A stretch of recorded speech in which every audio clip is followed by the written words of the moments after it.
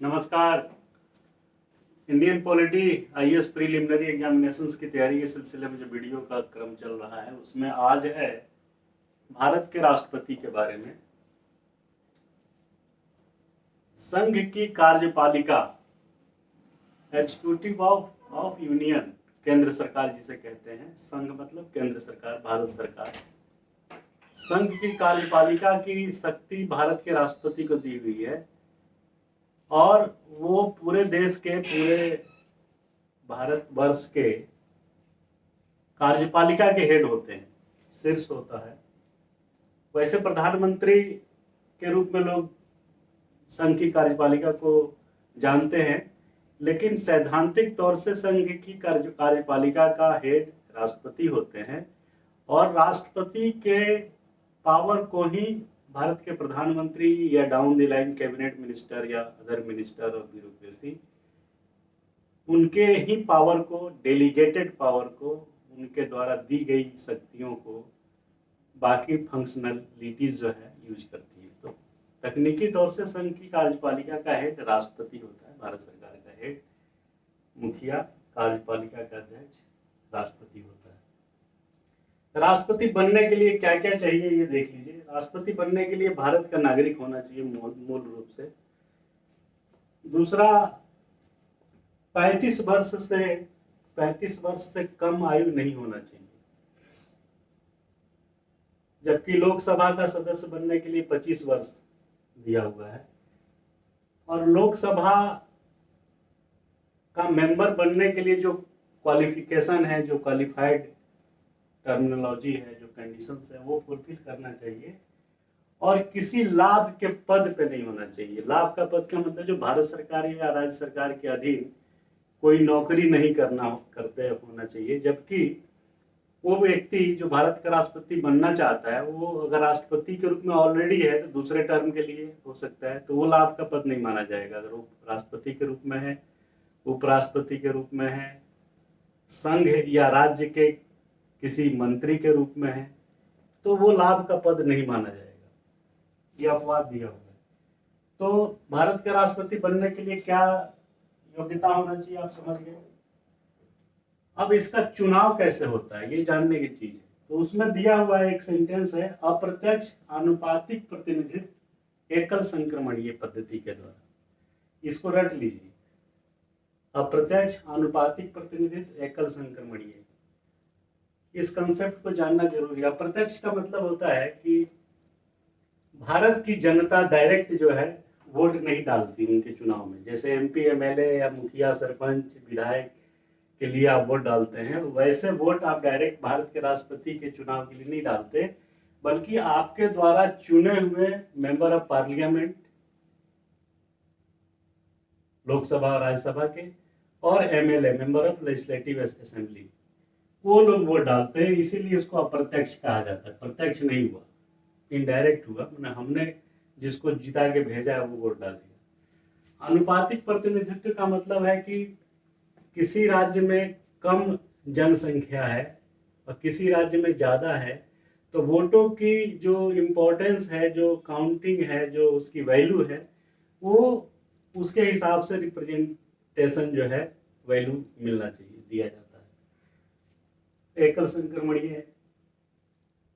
तो member of parliament में लोकसभा और राज्यसभा ये दोनों मेंबर होते हैं, लेकिन वे होते हैं जो निर्वाचित होते हैं।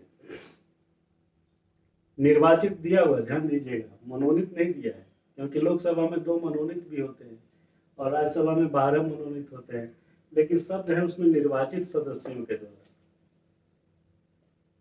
और एमएलए जो विधानसभा के हैं, कुछ जगह एमएलसी भी होता है, विधान परिषद भी होता है, तो निर्वाचित विधानसभा के सदस्य, ये लोग उनके चुनाव के लिए वोट डालते हैं। तो राष्ट्रपति के लिए क्या योग्यता होना चाहिए आपको पता चल गया। कैसे, क्या पद्धति है ये आपको पता चल गया।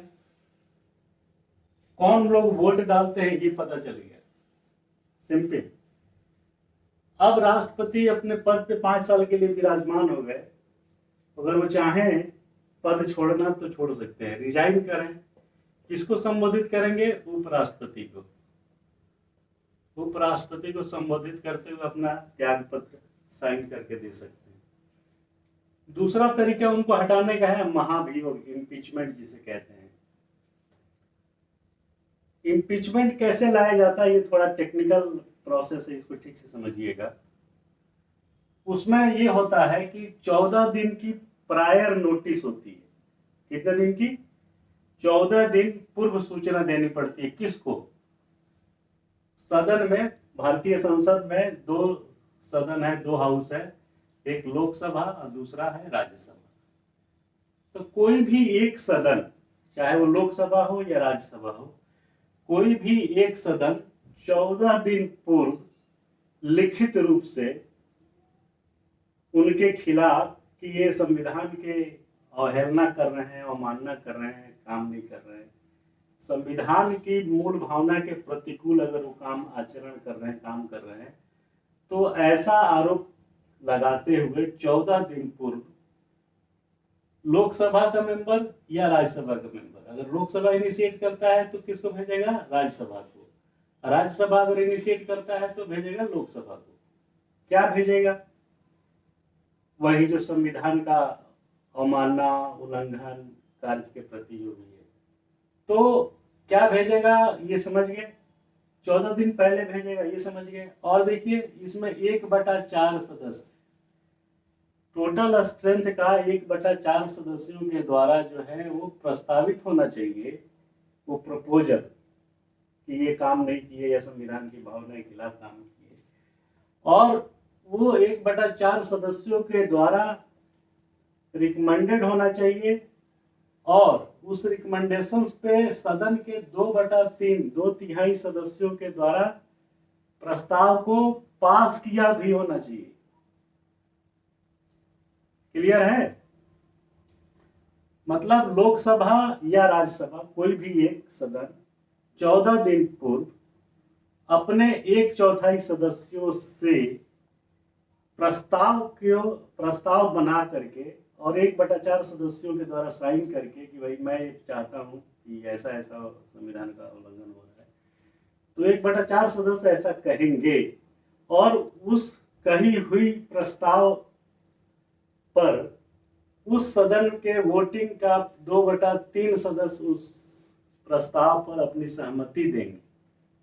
दोनों अलग अलग चीज है। 14 दिन पूर्व होगा, फिर उस प्रस्तावना को जो लाएगा, प्रपोजल जो सबमिट करेगा, वो 1/4 सदस्य, 1/4 सदस्य टोटल संख्या का होना चाहिए। फिर उस प्रस्ताव पर 2/3, 2/3 सदस्यों के द्वारा अपनी अनुमोदन, अपनी सहमति दिया होना चाहिए। तब वो प्रस्ताव अगर लोकसभा से इनिशिएट हुआ है तो राज्यसभा में आएगा, और राज्यसभा ने इनिशिएट किया है तो लोकसभा में जाएगा। फिर वहां पे सेम प्रक्रिया होगी कि वहां के 2/3 सदस्य जो है क्या उस बात से सहमत है, और ऐसी जब महाभियोग की कार्रवाई की जाएगी तो माननीय महामहिम राष्ट्रपति जी को ये मौका मिलेगा कि वो अपना पक्ष सदन में आके रखें। एक्स पार्टी नहीं हो सकता। तो अगर ऐसा प्रस्ताव यहां से निकला, यहां गया, यहां से निकला, इधर गया, इधर में, और ये पास हो गया सेम वही 2/3 सदस्यों के द्वारा, तो भारत के राष्ट्रपति को अपने पद से हटना पड़ेगा। क्लियर है? लेकिन साथ में ये ध्यान रहे कि भारत के उपराष्ट्रपति के लिए महाभियोग की प्रक्रिया नहीं होती है, उनको सिंपल राज्यसभा के सदस्यों के द्वारा बहुमत से हटाया जा सकता है। तो आपने समझा भारत के राष्ट्रपति कौन बन सकता है, उसकी प्रक्रिया क्या होती है, कौन लोग वोट डालते हैं, कैसे उसका वोटिंग होता है, फिर वो कैसे उनको हटाया जा सकता है, बाकी उनकी क्या शक्तियां, और नेक्स्ट वीडियो में हम आ रहे हैं तुरंत। Thank you.